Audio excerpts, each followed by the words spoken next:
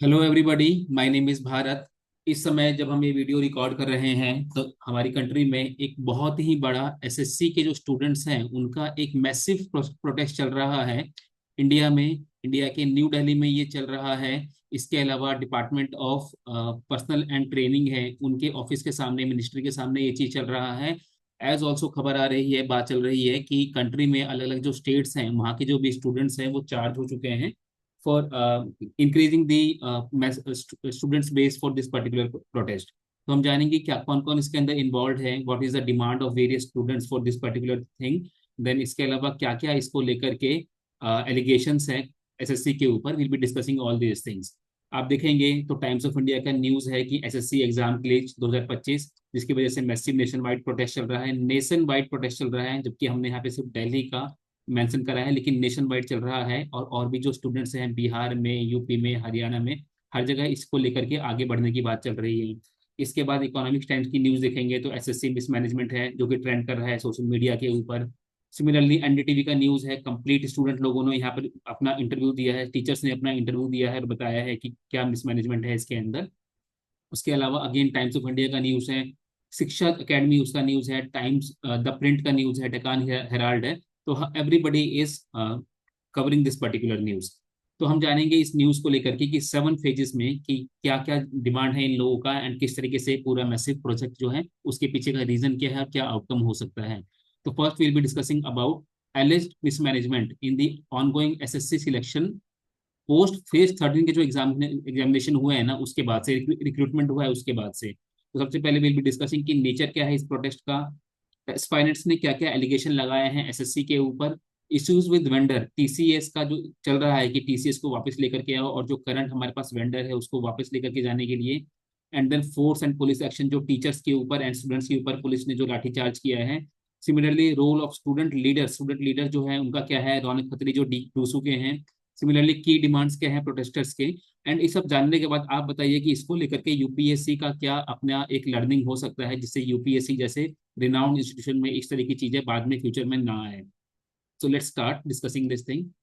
सबसे पहले अगर हम नेचर ऑफ प्रोटेस्ट की बात करेंगे तो देखेंगे कि thousands of students across country wide, ना कि सिर्फ दिल्ली में, कंट्री वाइड जो है डिपार्टमेंट ऑफ दिल्ली की अगर बात करें तो डीओपीटी जो है न्यू दिल्ली में जो उनका ऑफिस है उसके बाहर, एंड जो जंतर मंतर है वहां पर एक चलो दिल्ली, दिल्ली चलो करके एक कॉल चल रहा है। दिल्ली चलो आप जानते हैं कि एक कॉल रहा है हमारे फ्रीडम स्ट्रगल के मूवमेंट में भी।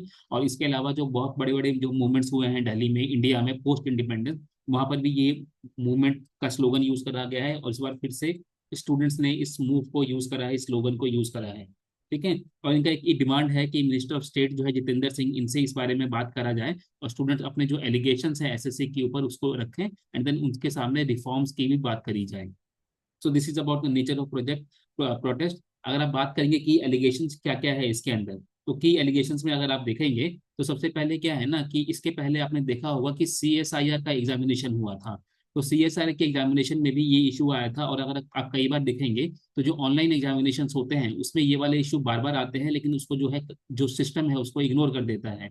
लेकिन स्टूडेंट्स ने इस बार फिर से इसको उठाया है कि जहां पर भी सेंटर्स होते हैं ना तो ओल्ड कंप्यूटर रहेंगे, सीआरटी बेस्ड जो सिस्टम्स रहते हैं वो रहता है। मालफंग जो माउस होता है, माउस काम नहीं कर रहा होता है। पेन की क्वालिटी, पेपर की क्वालिटी हमेशा खराब रहती है। अगर आप देखेंगे तो हमारा जो सीबीएसई है, ये जो कॉलेज एग्जामिनेशन होता है वहाँ पे भी पेन एंड पेपर की क्वालिटी खराब ही रहती है। उसके बाद क्या होता है कि जहाँ जहाँ पे सेंटर्स होते हैं वहाँ पर जो है लाउड म्यूजिक बजता रहेगा। कहीं पर जो है, मेरा एक्सपीरियंस कि मैं वेस्ट बंगाल का एक एग्जामिनेशन दे रहा था और उस एग्जामिनेशन में पास में ही जो है कुछ फेस्टिवल हो रहा था और उस फेस्टिवल को लेकर के लगातार साउंड जो है लाउड म्यूजिक म्यूजिक चल रहा था वहां पर। And students bar bar complain कर रहे थे कि फॉर द टाइम बीइंग जो 2 घंटे का एग्जामिनेशन है उसके लिए आवाज या तो कम करवा दो या बंद करवा दो। But they did not agree with this thing. तो ये होता है, ये इससे क्या होता है कि क्वेश्चन को पढ़ने में डिसरप्शन आता है। आपने भी फेस किया ही होगा इस चीज को। इसके बाद अगर देखेंगे तो सेंटर पे कई बार पावर कट हो जाता है जिससे सिस्टम चल नहीं पाते हैं। सर्वर क्रैश हो जाता है, लॉगिन फेलियर हो जाता है, बार बार आप लॉगिन करते रहिए लेकिन लॉगिन नहीं होता है। उसके बाद कई बार जो है आप नेक्स्ट का बटन दबाते हैं अगले क्वेश्चन के लिए तो वो होता नहीं है, सबमिट का बटन दबाते हैं, सबमिट का बटन काम नहीं करता है। और कई बार ऑटो सबमिशन के फ्रीक्वेंट प्रॉब्लम अपने आप ही आ जाते हैं। तो ये एक प्रॉब्लम है। ये सारे के सारे प्रॉब्लम मैंने खुद से सीएसआईआर के एग्जामिनेशन में फेस किया था। इसके बाद अगर आप बात करेंगे तो जो एग्जाम के जो कंडीशंस होते हैं ना, and this particular thing is equally applicable for state public service commission के एग्जामिनेशन के लिए भी है, एंड यूपीएससी का भी जो एग्जामिनेशन होता है वहां पर भी है। यूपीएससी का मेरा एक बार सेंटर पड़ गया था गाजियाबाद में, एंड गाजियाबाद में जितने भी प्रॉब्लम्स हैं सारे के सारे प्रॉब्लम्स एप्लीकेबल थे। तो क्या होता है कि रिमोट एंड अनसेफ लोकेशंस पे सेंटर दे देते हैं, वहाँ पे फैसिलिटीज नहीं होती है टॉयलेट की या फिर ड्रिंकिंग वाटर की। बाहर सड़क पर जाकर के समटाइम्स जो है आपको टॉयलेट करना पड़ जाता है, पीने का पानी नहीं होता है या फिर खारा पानी रहेगा। उसके बाद अनप्रोफेशनल इन्विजिलेटर्स होते हैं, कई बार वो अपने देखेंगे तो अपने पैर को रगड़ रगड़ के जब जमीन पे चलते रहते हैं तो आवाज आती रहती है। उसके बाद कई बार वो स्टूडेंट के डेस्क पर आकर के जो है पीठ लगा कर खड़े हो जाते हैं, कभी स्टूडेंट से बात करने लगते हैं। ये सारी की सारी चीजें होगी, कभी वो अपना फोन चलाएंगे, कभी इंस्टाग्राम का रील चलाने लगेंगे। और ये बात होता है कि अगर स्टूडेंट्स ने कभी कंप्लेन कर भी दी है टीचर्स के साथ या इन्विजिलेटर के साथ, तो वो क्या करेंगे, उस स्टूडेंट को ही उल्टा डांटने लगते हैं इस चीज को लेकर के। उसके बाद एग्जाम कैंसिलेशन एंड केओस देखेंगे एसएससी में।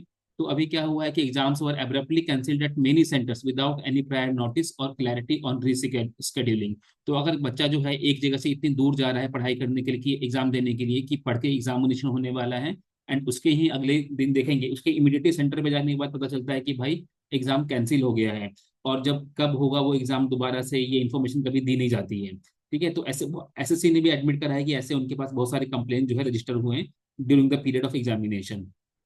उसके बाद एक बहुत बड़ी चीज है इसके अंदर कि issues with the vendor and tender process. ठीक है, तो अभी तक जो है ना काफी टाइम से टीसीएस के पास कॉन्ट्रैक्ट था, इसका जो आईटी बैकिंग था वो पूरा का पूरा एसएससी के पास चल रहा था और ये सही तरीके से चल रहा था। लेकिन रिसेंटली क्या हुआ है ना कि एडुकेटी करियर टेक्नोलॉजी है, इसको ये टेंडर दे दिया गया है, और इसके पीछे का रीजन ये था कि इसका बिडिंग जो है लोएस्ट था। ठीक है, लेकिन इसकी वजह से हुआ क्या कि जो एग्जाम की क्वालिटी थी उस क्वालिटी के ऊपर जो है क्वेश्चन मार्क हो गया है, स्टूडेंट्स का प्रोटेस्ट चालू हो गया है।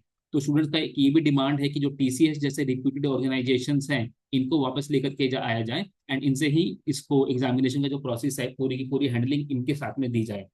इसके बाद दिखेंगे तो वेंडर अकाउंटेबिलिटी है या फिर नो अकाउंटेबिलिटी का इशू है। एससीएस का एक एग्जामिनेशन मैंने दिया था, तो जो वहां पर वेंडर थे आईटी सिस्टम को लेकर के, वो इतने स्लो थे कि उनका जो कैमरा था वो ऑलमोस्ट डिसफंक्शनल था। फिंगरप्रिंट का जो होता है, फिंगरप्रिंट चेक करवाते हैं, वो डिसफंक्शनल था। एंड जो काम मिनिमम 5 मिनट्स में हो जाना चाहिए था उसके लिए 45 मिनट्स के आसपास का टाइम लग रहा था। In the heat of afternoon, in the heat of afternoon ये सारी चीजें चल रही थी वहां पर। तो देखिए कितना मिसमैनेजमेंट होता है चीजों को लेकर के। एंड देन अभी अभी आप रिसेंटली देखेंगे कि एसएससी को लेकर के जो बहुत सारे रिप्यूटेड टीचर्स है, लाइक रेनू मैडम है। ठीक है, तो इनका अगर आप देखेंगे तो ये इन लोगों ने पार्टिसिपेट करा है और बहुत सारे अदर स्टूडेंट्स ने एंड टीचर्स ने पार्टिसिपेट करा है।